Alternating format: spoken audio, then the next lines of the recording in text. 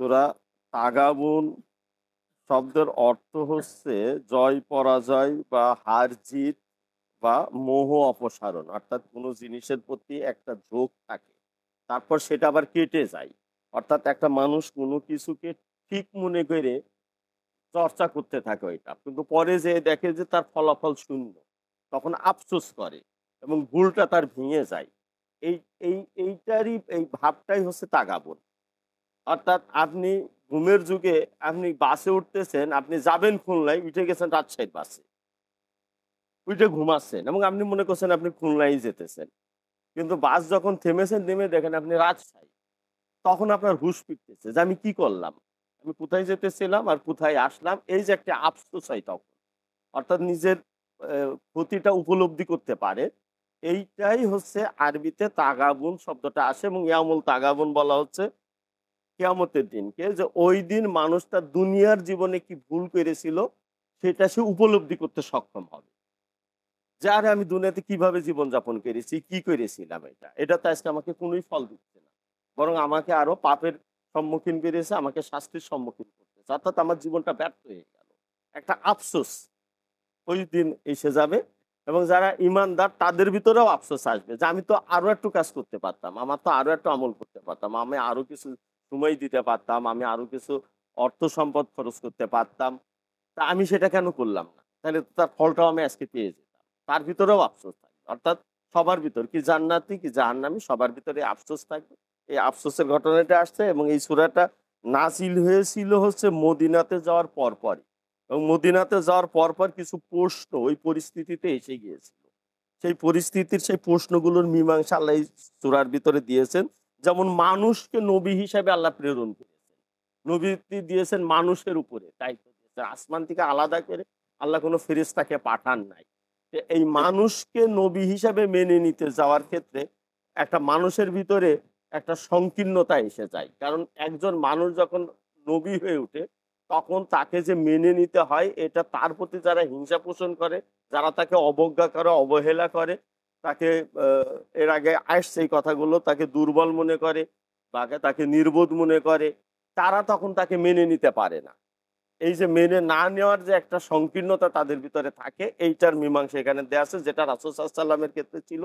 মক্কাতে তাকে অবহেলা করা হতো তিনি এতিম বইলে এবং তিনি দুর্বল এবং দরিদ্র। তাকে অবজ্ঞা করা হয়েছিল মক্কার সর্দারদের কাছ থেকে। আর মদিনাতে যখন তিনি চলে গেলেন সেখানেও মুনাফিকরা তাকে অবজ্ঞা করলো এজন্য যে তিনি বাইরের থেকে এসেছেন একজন উদ্বাস্তু, আশ্রিত, তাদের আশ্রয়ে তিনি আসছেন। তিনি নিশ্চয়ই এখানে ঢুকেছেন।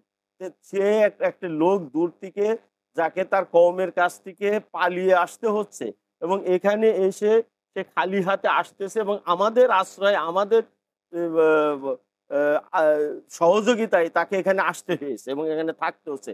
আবার সেই এই জায়গার নেতৃত্ব দিবে, এখানে কর্তৃত্ব করবে। আব্দুল ইবনে উবাইয়ের মতো লোকেরা এই জায়গাগুলোতে বাধা সৃষ্টি করত এবং ওখানকার ইহুদি সম্প্রদায়ও এই ধরনের জায়গাগুলোতে রাসূল সাল্লাল্লাহু আলাইহি ওয়াসাল্লামকে অস্বীকার করতে চাইত এগুলো বইলে। এইটার মীমাংসা দেওয়া হয়েছে যে তারা পূর্ববর্তী নবীদেরকেও এরকম মানুষ বইলে তাদেরকে অবজ্ঞা করতে চেয়েছিলেন। এইটার জবাব দিতে যেয়ে আবার আরেকটা অংশ বিভ্রান্তি তৈরি করতেছে যে প্রশ্নটা আসছিল ভাই, বলছিল নূরের প্রশ্নটা। আরেকটা অংশ আবার বলতে চাচ্ছে না, না তিনি মানুষ না, তিনি নূরের তৈরি এবং আলাদা একটি সৃষ্টি। এইটা আরেকটি বিভ্রান্তি। এটা আরেকটি বিভ্রান্তি। আল্লাহ বইলেই দিয়েছেন কোরআন শরীফে তিনি মানুষ এবং তিনি মানুষকেই প্রেরণ করবেন দায়িত্ব এবং তিনি বলেন নাই যে তোমরা তাকে মানুষ মনে করে ভুল করতেছো। এই ভুলটা আল্লাহ ভাঙায় এটাকে ভুল মনে করে ভাঙায় দিতে চান নাই। যে যারা নবীদেরকে মানুষ মনে করে তাদেরকে অবাধ্য হতে চাচ্ছে, তাদেরকে মানতে অস্বীকার করতেছে, তিনি তাদেরকে কিন্তু বলতেছেন না যে না তোমরা মানুষ মনে করতেছে, মানুষ না সে কিন্তু নূর। আল্লাহ তাআলা কিন্তু এটা বলতেছেন না। বরং আল্লাহ তাকে মানুষ হিসাবেই জেনে নিছেন। এই মানুষ মনে করাটা তাদের সঠিক আর ভুলটা তার অবাধ্য হওয়াটা। এটা আমাদের মাথায় রাখতে হবে। ভুলটা তার অবাধ্য হওয়া, তার নবুয়তি মর্যাদাটাকে অস্বীকার করা। তার কাছ দিয়ে যে আল্লাহ বাণী প্রেরণ করছেন সেটা অস্বীকার করা। এ ধরনের ভুল খ্রিস্টানরা করেছিল। যখন ঈসা আলাইহিস সালামকে একটি অংশ ইহুদিদের একটা অংশ তাকে অবৈধ সন্তান বইলে তাকে মনে করত এবং এইভাবে তাকে অবজ্ঞা করত। আবার আরেকটা অংশ এর বিপরীতে যেয়ে তাকে আল্লাহর সন্তান বানিয়ে দিল। নাউজুবিল্লাহ। তিনি অবৈধ সন্তানও নন, তিনি আল্লাহর সন্তানও নন। তিনি মানুষ ছিলেন, পিতা ছাড়াই আল্লাহ তাকে সৃষ্টি করেছিলেন। আদম আলাইহিস সালামের সাথে আল্লাহ তার তুলনা করেছেন। বিষয়টা আমাদের নবীদের ক্ষেত্রে এটাই, তাকে আমরা মানুষের থেকে বাইরে বের করে তাকে নূরের তৈরি বানিয়ে ফেলবো, এটি একটি ভুল আমাদের হবে। আর আরেকটা হচ্ছে যে তাকে মানুষ মনে করে তাকে আমরা অনুসরণের আদর্শ হিসেবে গ্রহণ করতে যদি আমরা কুণ্ঠাবোধ করি, সেটা আরেকটি ভুল হবে। তিনি আল্লাহ তাআলার দ্বারা গাইডেড, নির্দেশিত এবং আল্লাহ তাআলার কাছ থেকে ওহী প্রাপ্ত। আল্লাহর নবীর ভিতরে যদি কোনো ভুল থাকে, কেউ বলেন যে তার ভিতরে তো ভুল থাকতে পারে, হ্যাঁ ভুল থাকতে পারে, কিন্তু যদি ভুল থাকে সেটি অবশ্যই আল্লাহই ধরিয়ে রাখবেন। আমরা নতুন করে কোনো ভুল বের করব না তার জীবনের থেকে। যেমন আবাসাতে আল্লাহ তাআলা তার ভুল ধরিয়ে দিয়েছেন, রাসূল সাল্লাল্লাহু আলাইহি ওয়াসাল্লাম ভুল ধরিয়ে দেন নাই? সূরা আবাসাতে একটি ভুল তাকে ধরিয়ে দিয়েছেন। এরকম ৪-৫টা ভুল কোরআন শরীফে আল্লাহ তাকে দেখিয়ে দিয়েছেন। যেমন বদরের যুদ্ধের বন্দীদেরকে ফায়সালা করার ব্যাপারে ভুল ধরিয়ে দিয়েছেন আল্লাহ তাআলা। যেমন হচ্ছে ওই তাবুকের যুদ্ধে যাওয়ার ক্ষেত্রে যাদেরকে তিনি না যাওয়ার অনুমতি দিলেন, আল্লাহ তাআলা দেখিয়ে দিলেন। যদি আল্লাহ তাআলা নিজ থেকে আল্লাহ রাসূলের কোনো ভুল ধরিয়ে দিয়ে থাকেন, শুধুমাত্র সেটিই ভুল, এছাড়া আর কোনোটিই ভুল নাই তার জীবনে। এটিও আরেকটি মূল্যবান জায়গা আমাদের মাথায় রাখতে হবে। আজকাল একটি ফিতনা তৈরি হয়েছে, অনেকেই রাসূল সাল্লাল্লাহু আলাইহি ওয়াসাল্লামের জীবনে অনেকগুলো ভুল খুঁজে বের তৈরি করে। আবার এর বিপরীতে আরেকটি অংশ আছে, তারা রাসূল সাল্লাল্লাহু আলাইহি ওয়াসাল্লামের জীবনে কোনো ভুলই নাই এটা দাঁড় করানোর চেষ্টা করে। ভুল হয়, কিন্তু আল্লাহ যেটা ধরিয়ে দিয়েছেন সেটাই, এছাড়া নয়। যদি আরো ভুল থাকতো আল্লাহ ধরিয়ে দিতেন। মধু খাওয়ার বিষয় নিয়ে উম্মুল মুমিনিনদের সাথে তার একটু তর্ক বিতর্ক হয়েছে, তিনি ওই জায়গায় একটু অভিমান করেছিলেন, আল্লাহ তাআলা সেটাও ধরিয়ে দিয়েছেন। আবাসাতে একজন অন্ধ ব্যক্তি, অন্ধ সাহাবী, তিনি জানতে আগ্রহী হয়ে এসেছেন, তিনি তাকে অপেক্ষামান রেখে দিয়ে মক্কার সর্দারদেরকে অগ্রাধিকার দিয়েছিলেন, আল্লাহ সেটাও ভুল ধরিয়ে দিয়েছেন। তো এইরকম তুচ্ছ ক্ষেত্রগুলোতেও যখন আল্লাহ তাআলা ভুল ধরিয়ে দিয়েছেন, তাহলে আর কোনো ভুল আছে আমরা আর বিশ্বাস করি না। পরিষ্কার কথা, ভুল যদি আরো থাকতো আল্লাহ সেটাও ধরিয়ে দিতেন। তার ভুল ধরবার আমাদের কোনো ইখতিয়ার নেই। কিন্তু আল্লাহ যে জায়গায় সংশোধনী দিয়েছেন আমরা জানি, সেই জায়গাটা আমরা মাথায় রাখবো। এটার জন্য আল্লাহ তাআলা তার ওইটাকে সংশোধন করে দিয়েছেন এবং আমাদের জন্য শিক্ষণীয় করে তা কোরআনেরই অংশ করে রেখেছেন। এটা কোরআনেরই অংশ বানিয়ে রেখেছেন। অর্থাৎ এর বাইরে ভুল থাকলে আল্লাহ নিজেই দেখাইতেন। যেটা আল্লাহ দেখিয়ে দিয়েছেন সেটাই তার ভুল, এর বাইরে কোনো ভুল আমরা ধরবো না। বাকি সব ক্ষেত্রেই তিনি আমাদের অনুসরণীয়, আদর্শ। এইটা হচ্ছে একটি বিষয়। এই জিনিসটা আমাদের মাথায় রাখা দরকার। আচ্ছা, এরপরে আল্লাহ তাআলা তো তার নিজের আহ মাহাত্ম্য এবং বড়ত্বর কথা শুরুতেই জানিয়ে দিচ্ছেন মানুষকে। কারণ যিনি বার্তা দিচ্ছেন এবং মানুষের কাছে আনছেন, তার মর্যাদাটা দেখিয়ে দেওয়া দরকার আছে। যদি এখানে একজন ব্যক্তি এসে কথা বলে, তো অনেক সময় এই কথাটা বলা হয় যে এই ব্যক্তিটা কে বলতেছে, অর্থাৎ কে বলতেছেন তার উপরে কিন্তু সেই কথার একটা আলাদা মর্যাদা তৈরি হয়। এজন্য আল্লাহ তাআলা আসমান জমিনে যে তার কর্তৃত্ব রয়েছে এটা জানিয়ে নিয়ে তারপরে কথা বলতেছেন, যাতে একজন বান্দা উপলব্ধি করে যে আমি কার বার্তাটা শুনতেছি আমি, এই জিনিসটা। এবং সমস্ত জিনিসে আল্লাহর অনুগত এবং সবাই আল্লাহর তাসবিহ পড়ে, সেটার ব্যাখ্যা ভাই দিয়েছেন যে এত সবাই যখন আল্লাহর অনুগত আছে এবং আল্লাহর তাসবিহ পড়ে, তখন একটি ক্ষুদ্র মানুষে আমি কিভাবে তার অবাধ্য হতে পারি, এইটা, এই জিনিসটা আমাদের মাথায় রাখা দরকার। এবং তিনি বলেই দিচ্ছেন যে তিনি সমস্ত কিছু জানেন।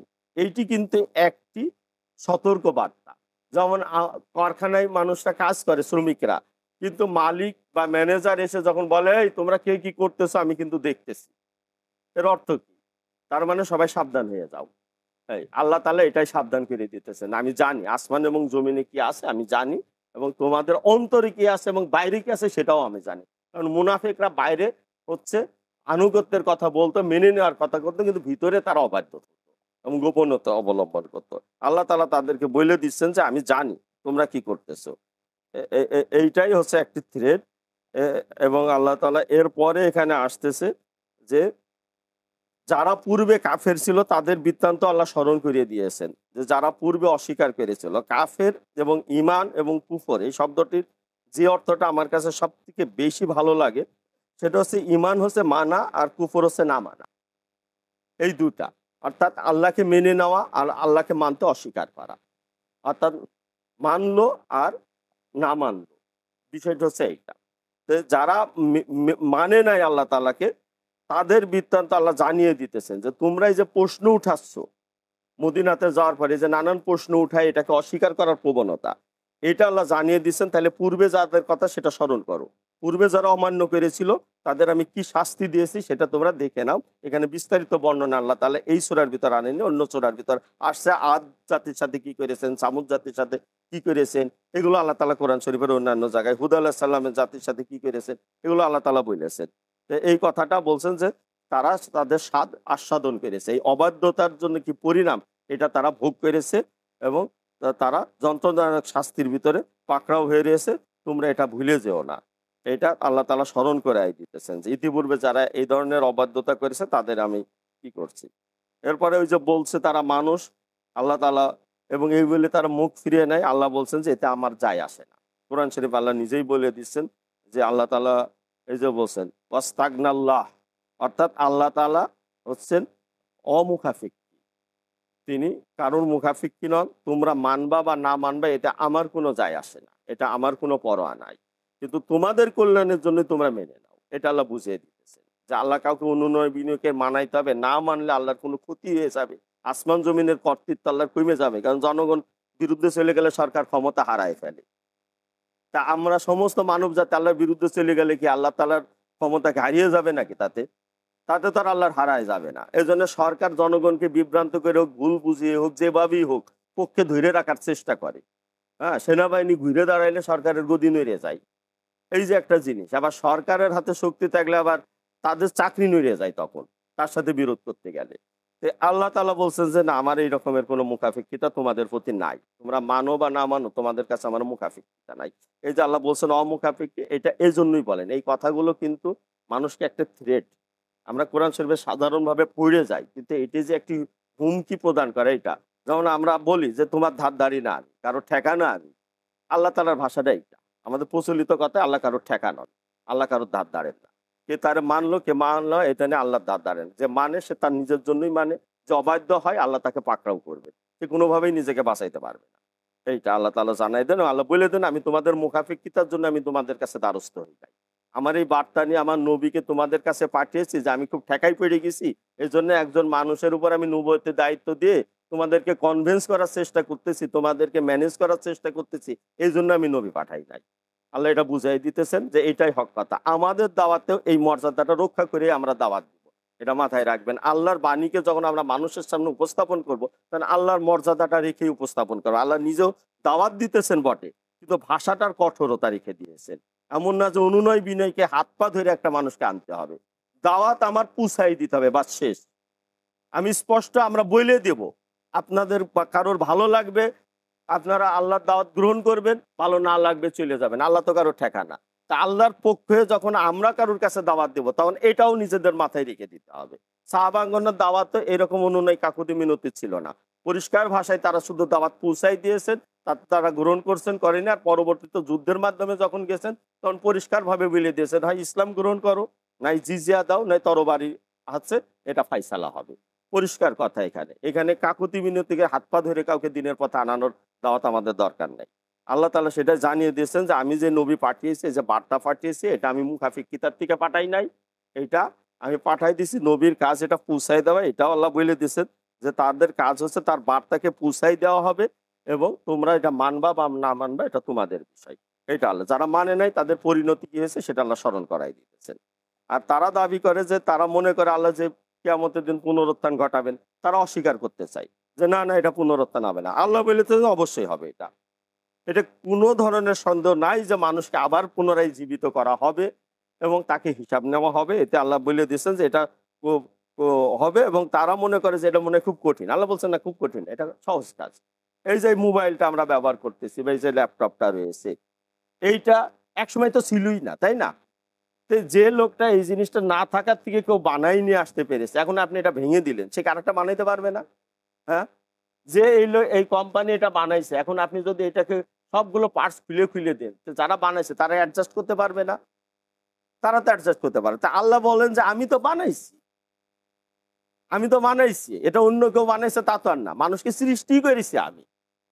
সে তো কিছুই ছিল না, সেখান থেকে আমি তাকে তৈরি করেছি। তাহলে সে যখন আর একবার ধ্বংস হবে, তখন আর একবার মানবতা তো আমার কি হয়েছে তাতে? যে লোক একটা জিনিস বানাইতে পারে, সে কি আরেকবার ওইটা বানাইতে পারে না? সে তো আরেকবারও ওইটা বানাইতে পারে, হাজারবারও ওইটা বানাইতে পারে। যে তৈরি করতে পারে বিভিন্ন জিনিস থেকে নিয়ে এসে উম, তৈরি করে জয়েন করতে পারে, তার ইয়ে ছিন্ন বিচ্ছিন্ন করে আবার ওরকমই তৈরি করে দিবে। এটা তো আমরাই পারি। আপনিও একটা জিনিস যদি বানাইতে পারেন তা আপনি দেখবেন এটা ভেঙে গেলেও আরেকবার বানান। তা আল্লাহ তাআলাও এটা করতে পারেন। এটা আল্লাহ বলেই দিচ্ছেন যে এটা আমার জন্য সহজ, এটা কোনো কঠিন কাজ না। এটা আল্লাহ জানাই দিচ্ছেন, কারণ যারা আল্লাহর কাছে জবাবদিহিতাকে অস্বীকার করতে চায়, আল্লাহ তাদেরকে জানিয়ে দিচ্ছেন যে অস্বীকার করে কোনো উপায় নাই, আমি অবশ্যই জবাব দিব, অবশ্যই কৈফিয়ত নেব, এবং এটা আমি তো এটা আমার কাছে কোনো কঠিন নয়। আর এই যে আল্লাহ রাসূল এবং অবতীর্ণ নূর, নূর শব্দটা নিয়ে বিভ্রান্ত তৈরি করা হয়। নূর হচ্ছে আলো। কারণ আলো একটা বাইরের থেকে আসে, আমাদের আরেকটা আলো থেকে, এই বাইরের আলোকে ধারণ করার ক্ষমতা এটাও আরেকটা আলো। এটাও একটি আলো। অর্থাৎ এখানে সূর্য আছে, আলো আছে, আমরা সবকিছু দেখতে পাচ্ছি। কিন্তু আমার চোখটা যদি অন্ধ থাকতো তাহলে কি দেখতে পাইতাম? তাহলে দেখতে পাতাম না। আবার আমার চোখ ভালো ছিল কিন্তু বাইরের আলোটা থাকতো না, তাইলে কি করতাম আমরা? তাও তো দেখতে পাইতাম না, বাইরে অন্ধকার থাকলেও। অর্থাৎ আলো একটি জিনিস আর আলোকে ধারণ করার ক্ষমতা আরেকটি জিনিস। দুটোই দুটোই নূর। যেখান থেকে আলো আসে সেটা, এবং যে জায়গা থেকে আমরা ধারণ করি। তাহলে হেদায়েত আল্লাহ যখন কোরআন অবতীর্ণ করেন, তখন এটি একটি নূর আল্লাহর পক্ষ থেকে, যেটা দিয়ে আমরা ভালো মন্দ, হক বাতিল সবকিছুকে শনাক্ত করতে পারি। শয়তানের ধোঁকা প্রতারণাগুলোকে আমরা ধরে ফেলতে পারি ওইটার মানদণ্ডে। আর ঠিক একইভাবে আমাদের বিবেকের দিক থেকেও এটাকে বুঝবার ক্ষমতা এবং এটাকে গ্রহণ করবার ক্ষমতা আরেকটি নূর। এটা আরেকটি নূর, যেখান থেকে আমরা এটাকে গ্রহণ করে নিতে পারি।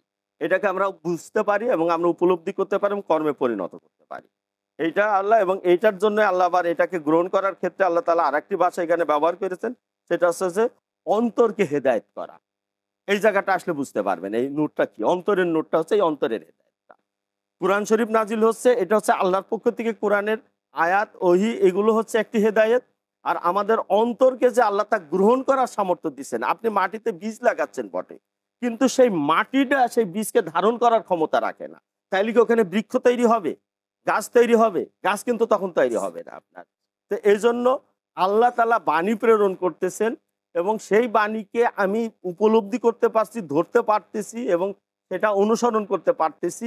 এইটা হচ্ছে আমাদের ভিতরের হেদায়েত, আমাদের আত্মার হেদায়েত। যে কথাটা এখানে এসেছে যে আল্লাহ তাআলা এইটা দ্বারা এই নূরটাকে আমরা এভাবে ধারণ করি এবং এটা এভাবে চলি। এটার অতি আধ্যাত্মিক এবং অতি রহস্যময় যে বর্ণনা আমাদের সমাজের ভণ্ডরা দিয়ে থাকে, এটা কিছুই না, এটা জেনে রাখেন। এটা একটি ভণ্ডামিপূর্ণ রহস্যময় বর্ণনা দিয়ে তারা মনে করে কি না কি যেন অতিরিক্ত কোনো গোপন এলেম বা মারেফাত তারা ধারণ করে। আসলে ওসব কিছুই না।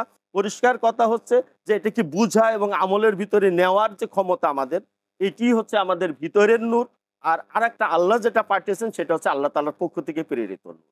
এর ভিতরে অতি ব্যাখ্যার কোনো সুযোগ নেই। একেবারে সরল কথা এটা। তো অতএব এটা বুঝতে কারোর অসুবিধা হয় না। ওই সময়ের যারা ওই দুম্বা চড়াইতো, একটা অক্ষরও পড়তে পারতো না যারা আরবের, তারাও এই কোরআনের আয়াত বুঝতে পারতেন। খুবই সহজভাবেই তারা বুঝতে পারতেন। তখন এত ব্যাখ্যা ছিল না, বরং ব্যাখ্যার ভিড় আমাদের বুঝাকে কঠিন করে দিয়েছে। এই নানান ধরনের ব্যাখ্যার ভিড়, কিছুই না, এটা বোঝা এবং আমল করা এটাই তাদের সহজ ছিল।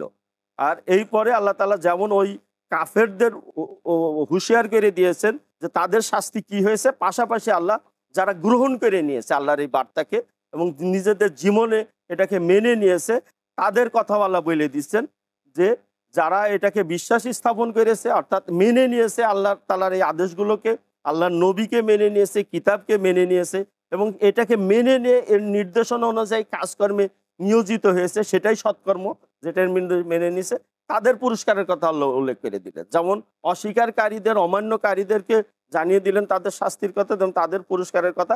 সেটা হচ্ছে যে জান্নাতে আল্লাহ দাখিল করবেন। আরবের কাছে জান্নাত তাদের বাস্তবতাতেও খুবই লোভনীয় জিনিস ছিল, কারণ বাগান, ছায়া এবং নদী এটা তাদের কাছে খুবই কাঙ্ক্ষিত জিনিস। আপনারা জানেন যে একটা মানুষ যখন খুবই পিপাসার্থ হয় তখনই পানির মর্যাদাটা বোঝে। আরবের মাটিতে তো কোনো নদী নাই, এটা তো জানা কথা। যে পুরো ইয়ে দেখবেন আরব ভূখণ্ড একেবারে আপনার ওই লোহিত সাগর থেকে শুরু করে নিয়ে এই যে ওমান সাগর পর্যন্ত, এই যে যেটা বলা হয় ওই যে ইয়ে না ওই যে হরমুজ প্রণালী যেটা, এই জায়গা পর্যন্ত দেখবেন যে কোনো নদী নাই। একটা নদী চলে গেছে মিশর দিয়ে, নীলনদ, আর এদিকে ইরাকের এদিক দিয়ে গেছে দজলা ফোরাত। এবং এই পুরো ভূখণ্ডটা হচ্ছে ঊষর, এবং ফসল উৎপাদনও হয় না এই জায়গায়। ইয়েমেনে আবার ফসল হয়, মিশরে ফসল হয়, ইরাকে ফসল হয়, সিরিয়াতে কিছু ফসল উৎপাদন হয়। কিন্তু মূল যে আরবের মক্কা মদিনা, মদিনাতে কিছু ফসল হয় জায়গায় জায়গায় তাইফে, কিন্তু ম্যাক্সিমাম জায়গা হচ্ছে পাথর এবং বালু, এবং এখানে পানির কষ্ট, ছায়ার কষ্ট খুবই কঠিন, মানে ইয়েতে পড়তে হয় তাদেরকে, এবং খুবই লোভনীয়। তো এই এদের কাছে তখন আল্লাহ তাআলা এই যে নদীর কথাটা নিয়ে আসেন বেশি, এই কারণে যে এই জিনিসটা জান্নাতে গেলে তোমাদের নদী থাকবে, অর্থাৎ তোমরা নদী পাবা। আলহামদুলিল্লাহ আমরা পাইছি নদী, দুনিয়াতে আমরা পাইছি, কিন্তু আমাদের দুর্ভাগ্য যে আল্লাহর এই নিয়ামতকে আমরা আদায় করে নিতে পারতেছি না। এই নদীকে মুশরিকরা আটকাই দিয়ে রেখে পানিগুলোকে নিয়ন্ত্রণ করে তারা আমাদেরকে মরুভূমি বানাই দিতে চায়। নদী যে কত বড় নিয়ামত, যখন জান্নাতের বর্ণনার ভিতর আসে, আমরা বলি না যে জান্নাতি ফল এইটা, মেওয়া ফলকে বলে জান্নাতি ফল, তখন মানুষ এটার প্রতি একটু মনের ইয়ে থাকে। তো জানবেন যে নদী হচ্ছে জান্নাতি নিয়ামত। এই জান্নাতি নিয়ামত আল্লাহ আমাদেরকে দিয়েছেন দুনিয়াতে, পদ্মা, মেঘনা, যমুনা, গড়াই। ওখানে যেখানে এত বড় ভূখণ্ডে কোনো নদী নাই, সেখানে আমাদের এই ছোট্ট ভূখণ্ডে যে পরিমাণ নদী আছে, মানে নদীমাতৃক দেশে এই দেশকে বলা হয়। তো এইটা একটি বিশাল প্রাপ্তি না আমাদের, যে কারণে আমাদের সমস্ত জায়গা কিন্তু উৎপাদনের ভিতরে থাকে। খুবই, এটা আমাদের সৌভাগ্য। কিন্তু এই জান্নাতি নিয়ামতকে যেন আমরা সংরক্ষণ করতে পারি, এটা যেন আদায় করে নিতে পারি, এটা আমাদের বুঝতে হবে। নদীর মর্যাদা কি, আল্লাহ তাআলা এটাকে মর্যাদার সাথেই নদীর কথা উল্লেখ করেছেন কোরআন শরীফে। আর যারা কাফের আয়াতগুলোকে এখানে আসছে, আর কাফেররা তো অনন্তকাল জাহান্নামে থাকবে, এটা আল্লাহ তাআলা কোরআন শরীফে বলছেন, যারা অস্বীকার করেছে, অমান্য করেছে তাদের। এবং এইখানে আরেকটি কথা আসছে, সেটা হচ্ছে যে আল্লাহর নির্দেশ ব্যতিরেকে কোনো বিপদ আসে না। এটি একটি গুরুত্বপূর্ণ কথা আমাদের জন্য, এই জায়গাটা। মা আসাবা মিন মুসিবাতিন ইল্লা বিইজনিল্লাহ। তো এই কথাটা খুবই গুরুত্বপূর্ণ কথা, কারণ যখন এই যে হিজরত করলেন না সাহাবাগণ, মক্কার থেকে হিজরত করে চলে গেলেন, এই হিজরত করে যাওয়ার কারণে ওখানেও তো মদিনাতে যেও তারা সংকটে পড়েছিলেন। পরবর্তীতে তাদের হচ্ছে আনসারদের ভিতরে আল্লাহ সম্পদ ভাগ বাটোয়ারা করে দিলেন।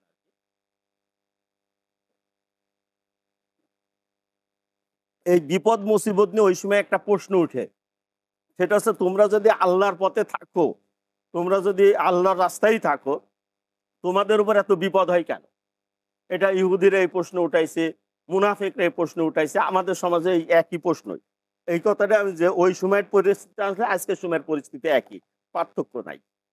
যে আপনারা যদি আল্লাহর পথে থাকেন, হকের উপরে থাকেন, তো এত বিপদ কেন? এই প্রশ্নটা আসে। তাইলে আপনাদের তো সম্পদ নেই, কোরআন শরীফ অন্য জায়গায় আসছে, আল্লাহ নবীর ব্যাপারে বলছে তার জন্য কেন একটি বাগান নাই, এরকম কথা উঠেছে। তো তারা এটা বলছে যে তাইলে তোমাদের উপর এত বিপদ কেন, এত মুসিবত কেন? এই যে নিশ্চয়ই মদিনা, মক্কার থেকে তারা চলে গেলেন, পরিবার পরিজন বিক্ষিপ্ত, কেউ এখানে রয়েছে, কেউ ওখানে চলে গেছে খালি হাতে, ওখানে যে আশ্রয় নেই, এখানে সেখানে থাকতেছেন ভাগাভাগি করে তাদের। তো এই প্রশ্নটা আল্লাহ তাআলা এই ব্যাখ্যা দিচ্ছেন, এর উত্তর দিতেছেন এই জায়গাটায়, যে কেন মুমিনদের উপরে এই বিপদ, বা বিপদটা কি জন্য আসে। আল্লাহ বলছেন যে কোনো বিপদই আসে না আল্লাহর অনুমতি ব্যতীত। অর্থাৎ মুমিনদের উপরে যে বিপদ আসতেছে, এটি আল্লাহর আয়ত্তের মধ্যে থেকেই আসতেছে। এমন না যে এই বিপদ আল্লাহ ঠেকাইতে অক্ষম।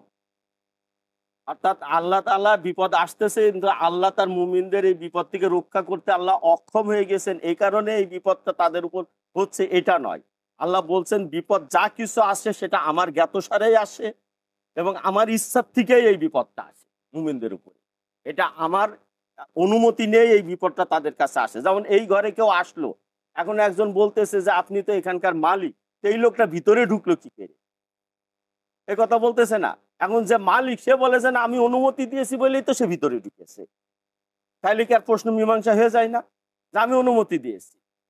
তাদের কথা হচ্ছে যে তোমরা তো আল্লাহর পথে চলতেছো, তোমরা আল্লাহর প্রতি বিশ্বাস স্থাপন করেছো বলে দাবি করতেছো, আল্লাহ তো বান্দা হয়েছো তোমরা, তো তাইলে তোমাদের কাছে বিপদ আসে কি করে? আল্লাহ বলছে আমার অনুমতি দিয়েই বিপদ আসে, আমি অনুমোদন করি তার বিপদকে, আমার বান্দার এই বিপদকে আমি অনুমোদন করি। বোঝা গেছে বিষয়টা? তো তাহলে আমরা যদি জেলে যাই, আমরা যদি কোনো বিপদে পড়ি, আপনি জানবেন এটা আল্লাহই অনুমোদন করেছেন আমার জন্য বিপদ, আর এই কারণে আমার উপরে বিপদ। আল্লাহ তাআলা আমার উপরে বিপদ পছন্দ করেছেন, আল্লাহ আমাকে দিয়েছেন এই বিপদ। আমাদের বিপদকে আমরা নেগেটিভলি নেব না, অর্থাৎ আল্লাহর অনুমতিতে। এই জন্য আল্লাহর অনুমতি ছাড়া কোনো কিছু হয় না, এবং আল্লাহ বলেই দিচ্ছে।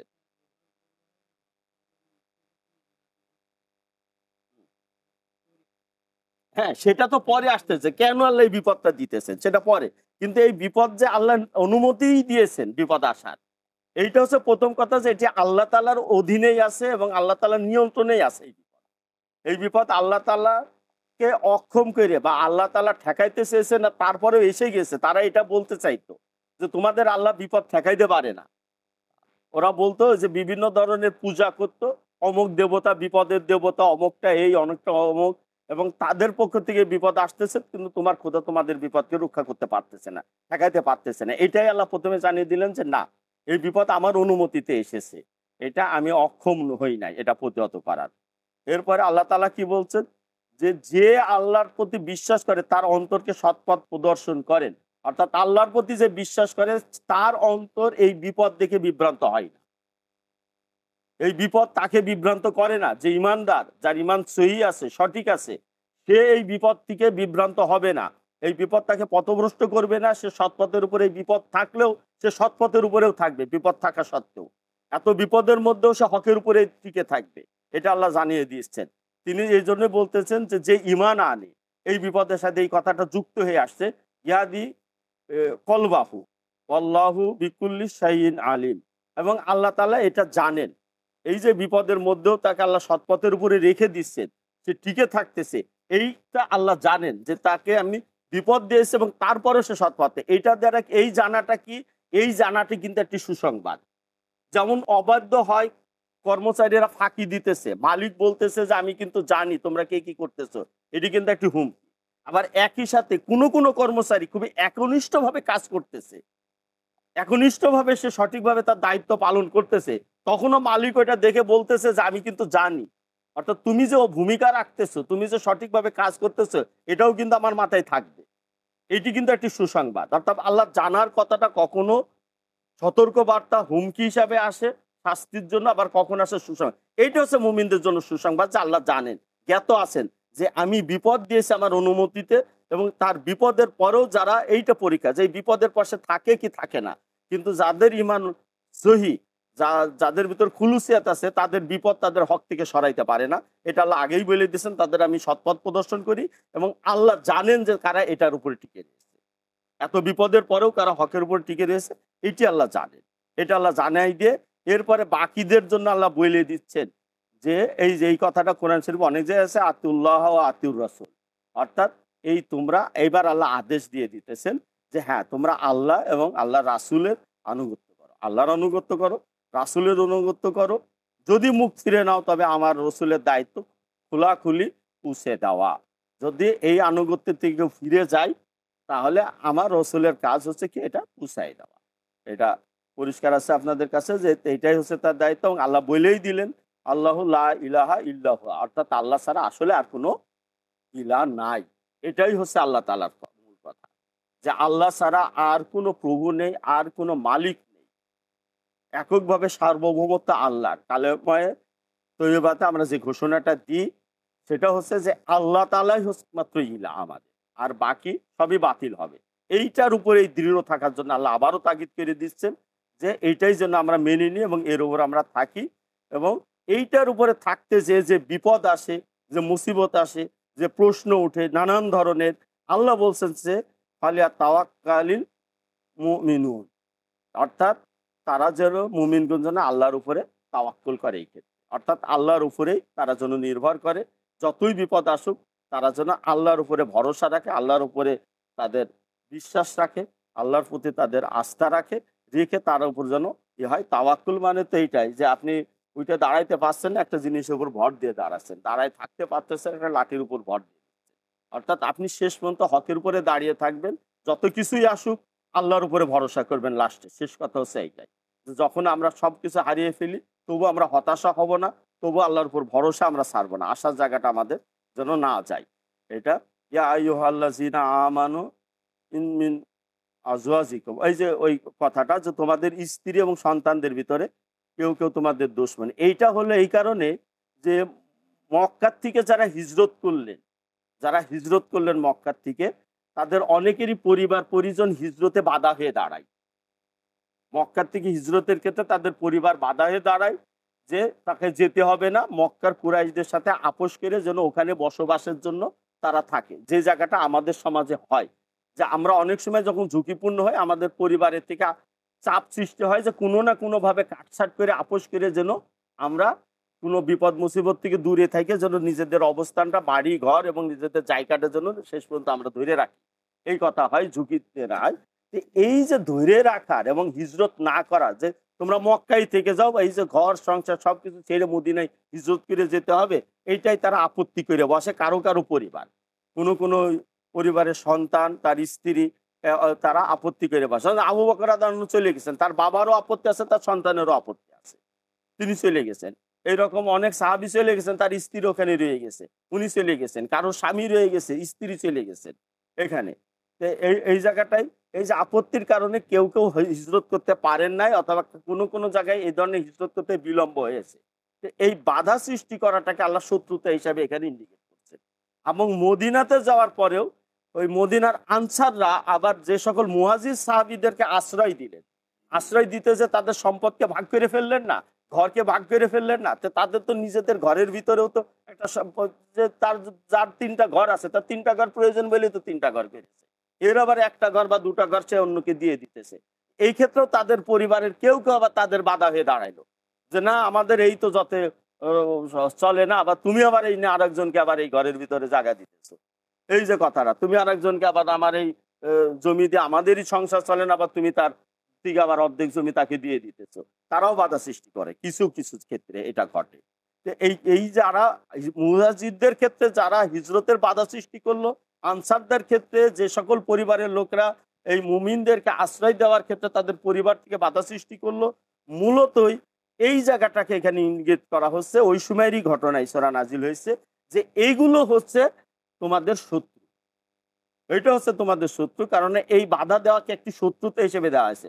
শত্রুতা বলতে শুধু যুদ্ধের মাঠে শত্রুতা বোঝায় না। যুদ্ধের মাঠে যে যে যুদ্ধ করে আপনার বিরুদ্ধে অস্ত্র ধরছে শুধু সেই মাত্র শত্রু, বিষয়টা এমন না। এদেরকেও আল্লাহ শত্রু বলে আখ্যায়িত করলেন, যে এরাও শত্রু, কারণ এরা হকের পথে চলার পথে তোমাদেরকে বাধা হয়ে দাঁড়াচ্ছে, প্রতিবন্ধক হয়ে দাঁড়াচ্ছে। এরা তোমাদের শত্রু এবং এদের ক্ষেত্রে তোমরা সাবধানতা অবলম্বন করো। অর্থাৎ এদের প্রতি সাবধানতা অবলম্বন এই যে তাদের দিকে তাকে তোমরা তোমাদের পথ ছেড়ে দিও না, তোমাদের যে কাজ সেখান থেকে তোমরা সরে এসো না, তাদের আকাঙ্ক্ষা পূরণ করাতে লিপ্ত হয়ে যেও না তোমরা। অর্থাৎ তোমাদের পথের উপর তোমরা অবিচল থাকো, এইটা।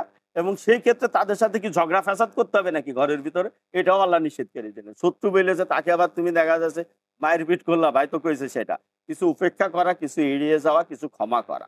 অর্থাৎ এই কলা কৌশলের মধ্য দিয়ে তাদের সাথে বসে আপনি আপনার আপনার স্ত্রীর সাথে, আপনার সন্তানের সাথে তো আপনার সংসার তো থাকবে না, তা আপনি কি করবেন? এখন তাকে আল্লাহ বলে দিলেন শত্রু, এখন আল্লাহ আরেক জায়গায় বলতেছেন ফিতনা এদেরকে। কিন্তু তাই বলে কি আপনি তাদের সাথে অনবরত ঝগড়া প্রাসাদ মারামারি গন্ডগোলে কি আপনার সংসারকে আপনি অশান্তিময় করে ফেলবেন নাকি? এটি আপনি মাথায় রাখেন, আপনি সতর্ক থাকেন, সেজন্য আপনাকে হক থেকে বিচ্যুত করতে না পারে। বাকি অংশে আপনি তাদেরকে ক্ষমা করেন, তাদেরকে এড়িয়ে যান, যে আপনার সাংসারিক জীবনের যে স্বাভাবিক পরিবেশ আপনি চেষ্টা করেন সেটা রক্ষা করার, কিন্তু এইটাও সাবধান থাকেন যেন সে আপনাকে হক থেকে বিচ্যুত করতে না পারে। এই দুটোর পথই মাঝামাঝি পথ আল্লাহ এখানে দিক নির্দেশনা দিয়ে দিলেন। এবং আল্লাহ তাআলা বলছেন তিনি নিজেও ক্ষমাশীল। অর্থাৎ আল্লাহ যখন বলতেছেন আপনাকে যে আপনার আপনার স্ত্রীকে ক্ষমা করতে বলতেছেন, তারা বলবে, কিন্তু এই জন্য আপনার ঝগড়া করা দরকার নেই, তাকে ঘর থেকে বের করে দেওয়া দরকার নেই। আপনি তাকে পাশ কাটিয়ে যান, তাকে ওইটা ওভারলুক করেন, তাকে একটু এড়িয়ে যে বা ওইটাকে অবজ্ঞা করে তাকে ক্ষমা করে আপনি আপনার পথের উপরে থাকেন এবং এইভাবে তার প্রতি ক্ষমা প্রদর্শন করে করেন। এবং আল্লাহ বলছেন যে আমিও ক্ষমাশীল। অর্থাৎ আল্লাহ নিজেও এটার ক্ষেত্রে আল্লাহ ক্ষমাশীলতা দেখান, এটা আল্লাহ বলছেন। আর এটাও আল্লাহ বলছেন যে এটাই হচ্ছে পরীক্ষা। অর্থাৎ তাদের ক্ষেত্রে ব্যালেন্সটা ধরে রাখাই আমাদের জন্য পরীক্ষা। এবং এই পরীক্ষাটার সাথে যদি আমরা এটা রক্ষা করতে পারি আল্লাহর দিক নির্দেশনা, তখন আল্লাহ বলছেন তাইলে রয়েছে মহাপুরস্কার আমাদের জন্য। ওই যে আজরান আজিম, অর্থাৎ মহাপুরস্কার, অর্থাৎ খুবই মর্যাদার পুরস্কার রয়েছে যদি এটাকে আমরা সঠিকভাবে ম্যানেজ করে আমরা আমাদের পরিবারের জায়গাটাও যেন ঠিক রেখে যদি আল্লাহর পথে কোথাও কাটছাট না করে আমরা চলতে পারি, তাহলে এই নির্দেশনার মধ্যেই রয়েছে আমাদের জন্য আল্লাহর কাছে উত্তম পুরস্কার। এবং নবীগণ কিন্তু এভাবেই চলেছে। তারাও দেখা যাবে যে নূহ আলাইহিস সালামও কি তার সন্তানকে নিয়ে চলেন নাই? যখন আল্লাহ গজব দিলেন তখন না তার বিচ্ছিন্ন হইলো, তার আগ পর্যন্ত তো তিনি তার সন্তানই তার সাথে ছিল। লূত আলাইহিস সালামের স্ত্রী লূত আলাইহিস সালামের সাথেই ছিল। কিন্তু তাই বলে নবুয়তের দায়িত্ব পালনে তারা কখনো কোনো ধরনের করেন নাই, মানে দুর্বলতা দেখান নাই। সে দায়িত্ব পালন করেছেন, আবার করছেন। রাসূল সাল্লাল্লাহু আলাইহি ওয়াসাল্লামের ক্ষেত্রে উম্মুল মুমিনিনগণ দাবি করে বসেন যেন আর্থিক সচ্ছলতা এবং অর্থ সম্পদের ব্যবস্থা করা হয়। তিনিও কিন্তু ওইভাবেই তার স্ত্রীদের, উম্মুল মুমিনিনদের কাছে তিনি কিন্তু বুঝ দিয়েছেন, তাদেরকে অফার করছেন, কিন্তু নবুয়তের কাছ থেকে তিনি সরেন নাই। পরে উম্মুল মুমিনিনগণ তারা সেখান থেকে সরে আসেন, সংসারের অভাব অনটনকে তারা মেনে নেন। তো এই যে এইভাবে ব্যালেন্স করে নেওয়া, এবং এইভাবে যেমন একটি সংসারটাও টিকে থাকে, কিন্তু দিনের কাজটাও আপনি পিছিয়ে আসেন না, এই জায়গাটা ঠিক রাখার জন্য আল্লাহ তাআলা বলে দিলেন। এবং আল্লাহ তাআলা সর্বশেষে যে উপসংহারের যেটা বলে দিলেন সেটা হচ্ছে যে আল্লাহকে ভয় করা, আনুগত্য করা আল্লাহর প্রতি, এবং এটার মধ্যেই আমাদের কল্যাণ আছে। আর মনের কার্পণ্য থেকে মুক্ত হওয়া, আগে এসেছে মনের আল্লাহ হেদায়েতের কথা আল্লাহ বলেছেন, মনের হেদায়েতেরই এখানে আর একটা জায়গায় আসছে মনের কার্পণ্য থেকে মুক্ত হওয়া। কারণ আমরা যখন খরচ করি আল্লাহর রাস্তায়, তখন আমাদের মনের ভিতরে শয়তান আর সব খরচের সময় কিন্তু বলে না। হ্যাঁ, আপনি বাজারে যায়, বড় একটা হোটেলে বসে দামি খাদ্য খাবার কিনবেন, বাড়ির জন্য অনেক দামি বাজার করবেন, ভালো পোশাক কিনবেন, কোথাও বেড়াইতে যে ৫ লাখ টাকা খরচ করে আসবেন, হচ্ছে কোথাও দেখা যাচ্ছে যে ওই যে মানুষ ট্যুরিজমে যায়, এগুলো করে, এরপরে যে কি হানিমুনে যায়, এগুলো করে বেড়াচ্ছে, তখন কিন্তু খরচ করছে অবাধে, খরচ করছে, তখন তার ভিতর কোনো ধরনের সংকোচ আসতেছে না, বা কোনো ধরনের মনের থেকে বাধা আসতেছে না, আনন্দের জন্য সে খরচ করে যাচ্ছে। কিন্তু যখন আল্লাহর রাস্তায় খরচের কথা আসে, তখন উনি মনে হয় যে সামনের মাসে যদি বেতন না পাই, ব্যবসায় যদি আগামী সিজনে যদি লস লেগে যায়, ক্ষেতের ফসল যদি এবার না আসে, আবার যদি বড় একটা অসুখে পড়ি, তখন কি করবনি, টাকা তো কিছু জমা করে রাখা দরকার। এই যে চিন্তাগুলো কিন্তু ওই সময় আসে, এইটা হচ্ছে শয়তান তৈরি করে ব্রেনের ভিতরে। তখন আমাদের হাতে টাকা রয়েছে, আমি খরচ করতে যাব, এখন সুস্থ আছেন, আর আপনি মনে করতেছেন কি যে এখন যদি খরচ করে দিই সব, তো কাল যদি অসুস্থ হয়ে যায় তাহলে কি করবো, আচ্ছা খরচ করবো না, রেখে দিলাম। তাহলে আপনি কি রোগকে দাওয়াত করলেন না? হ্যাঁ, আমি তো রোগকে দাওয়াত করলেন আপনি। এখন আপনার কাছে সম্পদ আছে, আপনি বলতেছেন যে এবার যদি খেতে ফসল না আসে, ব্যবসায় যদি লাভ না হয়, তাহলে রেখে দিই। তাহলে কি হলো? আপনি তো বিপদকে ডাকতেছেন। আপনি মনে করছেন বুড়া বয়সে যদি ছেলে মেয়ে না দেখে তখন কিভাবে চলবো, এই ৫ লাখ টাকা সাইড করে রেখে দিই। তাহলে ছেলে মেয়ে না দেখাটা তো আপনি ডেকে নিলেন, আপনি তো ডেকে নিলেন, আপনি ৫ লাখ টাকা রেখেছেন না, এবার আল্লাহ আপনার ছেলে মেয়েকে সরাই দিবে আপনার পাশে। বুড়া বয়সে এবার আপনি চলে যাবেন, আপনার সন্তান আর আপনাকে দেখবে না। কারণ সন্তান দেখতেছেন, আপনি সন্তানকে খুব গালিগালাজ করতেছেন। আসলে সন্তান দেখার আগে তো আপনি সন্তানকে মাইনাস করে রেখেছেন না। আল্লাহ তো আপনার ইচ্ছা অনুযায়ী তো তাকে সরাই দিয়েছে, কারণ আপনি টাকা রেখে দিয়েছেন। যখন আল্লাহ দিনের জন্য খরচ না করে আপনি ৫ লাখ টাকা ডিপোজিট রেখে দিয়ে বলতেছেন যে যদি সন্তানরা না দেখে তাহলে এই টাকাটা আমার লাগবে। আর আল্লাহ দেখতেছে আমার দিনের রাস্তায় আমি টাকা চাইলাম, কর্জ চাইলাম, আমারই কর্জ না দিয়ে সে ওই টাকার উপরে ভরসা করলো, সে টাকাটা তো আমার রাস্তায় খরচ করে আমার উপর ভরসা করতে পারতো, যে যা এর উপর সাইডে দিলাম, বুড়ো বয়সে কি হয় না হয় আল্লাহর উপরে ভরসা রাখলাম। সন্তানকে সঠিক পথে যদি সন্তান দিকেও তাকান, তো সন্তানের হৃদয় তো আল্লাহর হাতে।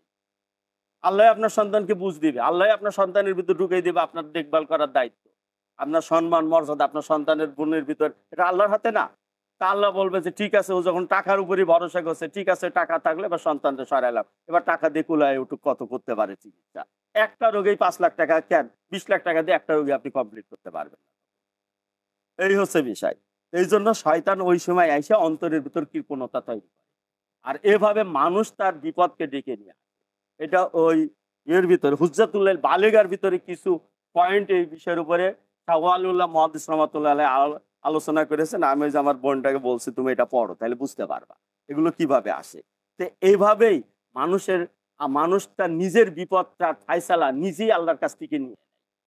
কেননা সে আগেই ওইটা চিন্তা করে যে যদি এটা না হয়, যদি ওটা না হয়, যদি এটা হয় তখন কি করবে, এই বলে সে আল্লাহর পথ থেকে নিজেকে দূরে সরিয়ে দেয়।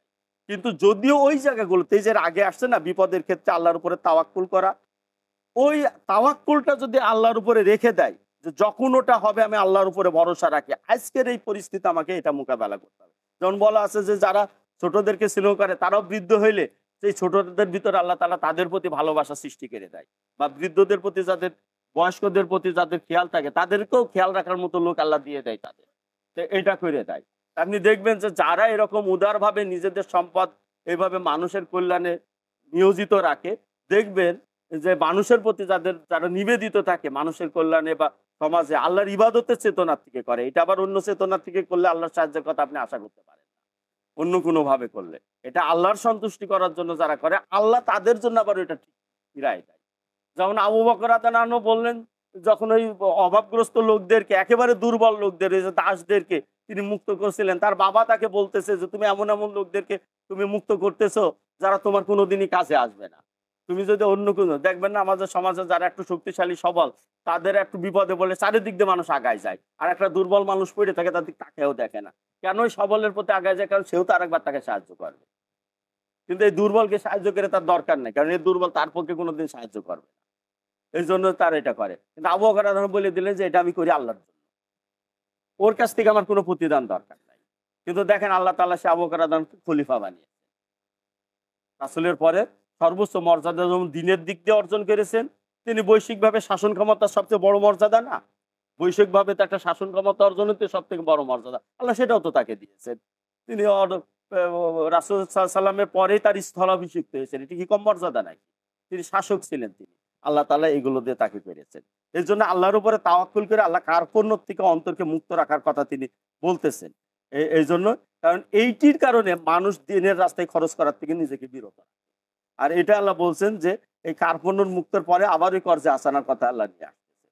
এর আগের সূরার ভিতরেও আসছে মুনাফিকদের, ওই মুনাফিকের ভিতরে অন্য সূরার ভিতরে। কারণ এই সময়তেই মানুষের এই বিপদ মুসিবত গুলোতে সাহাবায়ে কেরাম যখন মোকাবেলা করতেছিলেন, ওই সময় অর্থ সম্পদের প্রয়োজন ছিল। মুহাজিররা খালি হাতে এসেছেন, তাদের আশ্রয় দরকার, তাদের সহযোগিতা দরকার আনসারদের কাছ থেকে। এরপরে সামনে যুদ্ধের পরিস্থিতি আসতেছে, তার জন্য তাদেরকে তৈরি হওয়া দরকার, প্রস্তুতি নেওয়া দরকার। তো এই কারণে আল্লাহ তাআলা কর্জ আসানা আবার চেয়ে বসলেন ওই কার্পণ্যর থেকে মুক্ত হওয়ার কথা বলার পরেই। সেটা হচ্ছে যে উত্তম ঋণ আল্লাহ তাআলা চাচ্ছেন এবং তিনি বলছেন যে আমি দ্বিগুণ দেব তোমাদের, অর্থাৎ ডবল। পরবর্তীতে আল্লাহ বলেছেন আরো বেশি গুণে বৃদ্ধি করে দিবেন। এইটা অর্থাৎ আল্লাহ তাআলা তার বান্দার কাছ থেকে ঋণ স্বরূপ চাচ্ছে যে তুমি যে টাকা খাটাও এখানে সেখানে বা জমা করে রাখো, এটা আমাকে দাও, আমি দেব তোমাকে। অর্থাৎ আল্লাহ বলছেন যে তা আপনার কাছে যদি হয় কথাটা সেটা এই, যে আপনি যদি ৫ লাখ টাকা রেখে দেন ভবিষ্যতের জন্য, আল্লাহ বলতেছে এটা আমার হাতে দাও, তোমার ভবিষ্যৎ আমি দেখবো। এবার আপনি এবার মানবেন কিনা সেটা বলছেন। বিষয়টা হচ্ছে এই, এইরকমই বিষয়টা, যে আল্লাহ তাআলা এইভাবে চাচ্ছেন যে কর্জা হাসানা তিনি চাচ্ছেন এবং তার প্রতিদান আল্লাহ দিবেন বেশি করে, এবং আল্লাহ ক্ষমাও করবেন তখন। এবং আল্লাহ তাআলা কি বলছেন? আল্লাহ নিজেই বলছেন গুণগ্রাহী। এখন তো বলা এখানকার এই ভাষা আসতেছে না, সোজা ভাষায় বললে আল্লাহ তাআলা নিজেও বলছেন যে আমি কৃতজ্ঞ। অর্থাৎ তোমাদের দ্বারা যদি আমি উপকার পাই, তো এটা আমি ভুলে যাব না, আমি এই উপকার স্বীকার করবো। এটা বলছে গুণগ্রাহী আর কি, একেবারে ওই ভাষাটা না নিয়ে এসে। কারণ ভাষাটা আনলে একটু কেমন যেন মনে হবে যে আল্লাহরও আমরা উপকার করতেছি নাকি আবার। বিষয়টাই এই। তা আসলে আল্লাহ তাআলা নিজেই ওইটা বলছেন যে আমি কর্জে আসানা নিতেছি এবং আমি তোমাদের শুকরিয়া আদায় করব। অর্থাৎ আল্লাহ মূলত নিয়ে তো তারই এক বান্দা এবং আমাদের জন্যই খরচ হবে টাকাটা, আল্লাহর কাছে যাবে না। কুরবানির পশু তো আল্লাহর কাছে যায় না, আল্লাহ তার কুরবানির পশু খান না। কিন্তু আল্লাহ নিজেই বলতেছেন যে আমি কৃতজ্ঞ। অর্থাৎ আল্লাহ এমন ভাবে বলতেছেন, এর থেকে আর কি ভাষা দিবেন, যেন মনে হচ্ছে যেন আল্লাহ বলতেছেন যে আমি নিজেই যেন উপকার পাইলাম তোমার কাছ থেকে, বিপদে পড়ে তোমার কাছ থেকে ধার করছিলাম, তা আমি এটা কৃতজ্ঞ, অর্থাৎ তোমার বিপদে আমি দেখবো। আল্লাহ এটা বলে দিতেছেন, মানে এইটা কি এই পথের মর্যাদা দাঁড় করিয়ে দেয়। যেই পথটা আল্লাহ তাআলা তার নিজের সাথে এইভাবে টান দিয়ে নেন যে আমি কর্জ চাচ্ছি, আমি কৃতজ্ঞতা দেখাবো, আমি এটা স্বীকার করব, আমি তোমাকে এটা করব, আমি দ্বিগুণ দিব। যে আল্লাহ চাইলে তো নিজেই সব দিতে পারছেন। বোঝেন, এর অর্থ হচ্ছে যে আল্লাহ আপনার কাছ থেকে নিতে চান। আল্লাহ পৃথিবীতে অনেক টাকা দিতে পারবেন, আমরা কাজ করি, আমাদের অনেক আর্থিক সমস্যা রয়েছে, আল্লাহ চাইলে এটা নিজেই দিতে পারবেন। কিন্তু তা আল্লাহ না দিয়ে আল্লাহ চাচ্ছেন আপনার আমার পকেট থেকে বের করে আমি যেন এটা দিই। আল্লাহ এটা চাইতে যে নিজেকে কর্জের শব্দটা ব্যবহার করতেছেন, দ্বিগুণ দেওয়ার প্রতিশ্রুতি দিতেছেন, তারপরে বলছেন যে আমি এটা খেয়াল রাখবো, আমি এটা কৃতজ্ঞ, আমি তোমাদের এই গুণ বৈশিষ্ট্য মাথায় রাখবো। তাইলে এইটার মর্যাদা প্রতিষ্ঠার জন্য আমি মনে করি এর থেকে আর উপরে আর কোনো ভাষা লাগে না। তো যাক, আল্লাহ তাআলা আমাদের সবাইকে সেভাবে চলার তৌফিক দান করুন। আমিন।